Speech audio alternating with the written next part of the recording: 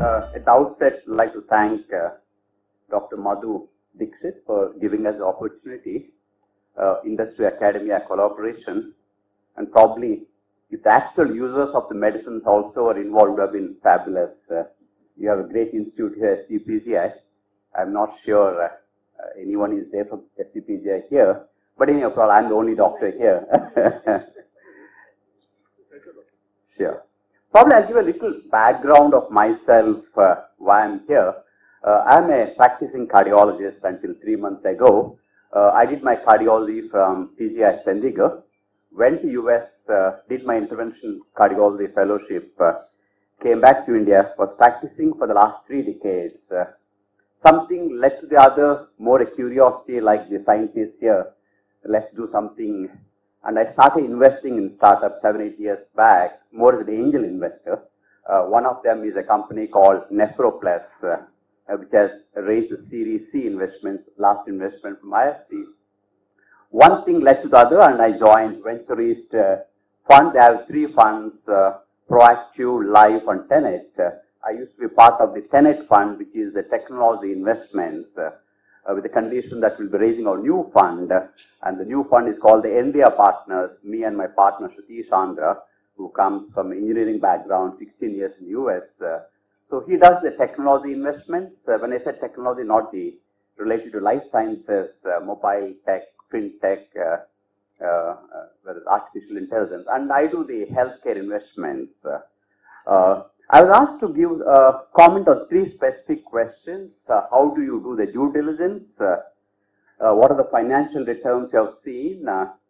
And your comment on the ecosystem. The first one is very easy actually. How do you do the due diligence? Hardly any, because we don't get too many investments in the drug discovery space specifically in the lighter way, but we are very focused fund. I only do the life science, healthcare, nothing else. So it's far more easy for me to understand the proposals than other VC funds which do everything, mostly finance people trying to understand everything. That's one. The second thing is most of the VC funds raise money from investors. And we have large institutional investors in our fund, plus also some successful entrepreneurs also as part of the investors in our fund. And some of them are from the life sciences background. Suppose if I get a vaccines proposal, suppose if I get a new chemical entity, one phone call away from me. In addition to my own network of friends, some of my own investors are part of my team. So it's so easy for us to do the due diligence. The second question I was asked to do was the financial returns. So probably I leave that answer to Ashish, which is also access to his own. But overall, I would say, the Venture East Life Fund did some early stage investments. Some of them are cross-border deals. The experience was not so good as far as the returns are concerned. The Venture East was quite supportive. They went on supporting them the Series A and the Series B, but because of lack of follow-on funding, some of them would have been forced to close down. Ashish can answer that question. The second or important was, is there a need for drug development in this country? I think because I wear a cardiology hat here, sometimes we forget the past. 1995, when we started putting the first stents in United States, I was part of the stents. At that time, we used to use IV dextron. I don't think it's even available in the pharmacopoeia now. And we used to use a molecule called ticlopidine.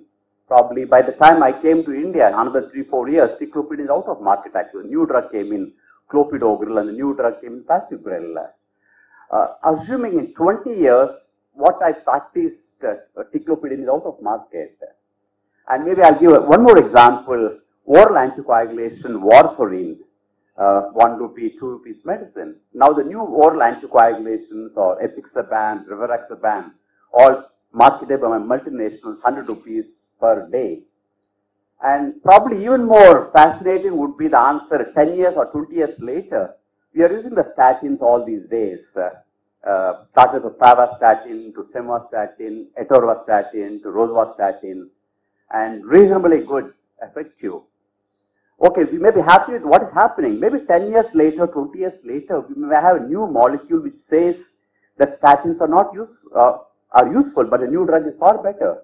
and I'm sure, I believe you are doing research on PCSK9 inhibitors. Two molecules are already approved in the market. I'm sure all of you are aware of those names, evolocumab and elotuzumab. Per year, it costs $15,000 United States for 1-year course.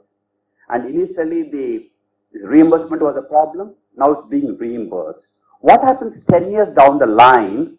The Indian doctors feel that the evidence has come that PCSK9 inhibitors are probably 100% efficacious when compared to statins, and Indian drug manufacturers can't produce a drug, and because the new patent resigns, the multinationals probably will sell it still at $5,000 per year. What will happen? And I'm sure all of you are still aware, there are the small inhibitor RNAs. Again, to inhibit the PCSK9 inhibitors, once a year dose. If I have to use statins every day versus 1 injection per year, probably I'll use the small inhibitor RNA. And again, if we don't manufacture them, can the Indians afford that? I don't have experience in the communicable diseases, but in the non-communicable disease space itself, so if you look back 20 years back and go forward 20 years back, probably there will be a significant shortage of real crucial medicines if we don't have in the drug development process in this country and develop expertise. And the third question I was asked to answer was, are there gaps in the ecosystem? Probably a lot. For example, SCPG is not there today. Don't take it seriously. And in fact, 5 years back in Hyderabad, when Instagram was 5 years back was said 12 employees, no revenue, was valued at $1 billion, I was really surprised. And then I wrote my mail to my friends in Hyderabad, the Dean of ISB, the Dean of IIT, the IIIT, BITS, NALSAR, and a few friends. Guys, if someone can do United States, $1 billion valuation with 12 employees, revenue, can do something about it. And that led to a group called Hyderabad for Innovation. So we meet once a month to brainstorm and see what can be done. And that led to some of us teaching at the IIT entrepreneurship program, a minor program. So those gaps, I think, are still missing in this country. And I was speaking a couple of months back with G.V. Prasad, the CEO of Dr. Reddy Labs. He knows what work we are doing at H4I. And he says, Dr. Ramesh, why don't all of us meet in the life sciences once a month? The CCMB or Institute of Chemical Technologies or DRL labs.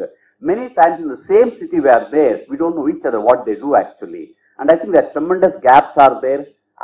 Even though internet is there, we can talk on telephones. I think physical meeting across disciplines is mandatory. And I think that lack of ecosystem probably is responsible for the gaps. And I think unless we bridge that city by city, we can't go to the next stage. And I think I've answered all the 3 questions I was asked to.